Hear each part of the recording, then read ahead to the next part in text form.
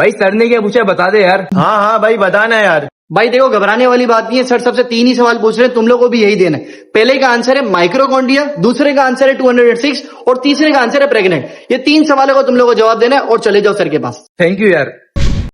ठीक है भाई। आओ बैठो बैठो।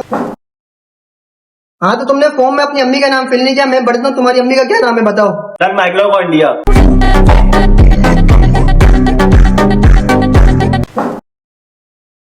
अरे भाई तुम तो बिल्कुल मेरे एक्स स्टूडेंट की तरह लग रहे हो, कहीं भाई बहन तो नहीं हो? कितने भाई बहन हो तुम लोग? सर 206।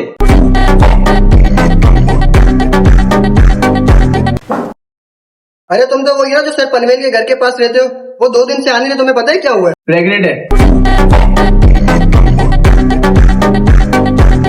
अरे दानिया तुम यहाँ क्या कर रहे हो? अरे सर वाइवा था ना। अरे यहाँ तो मैं क्लास 10 का ले रहा था, 12 वालों को तो ब्लॉक बी में हो रहा है।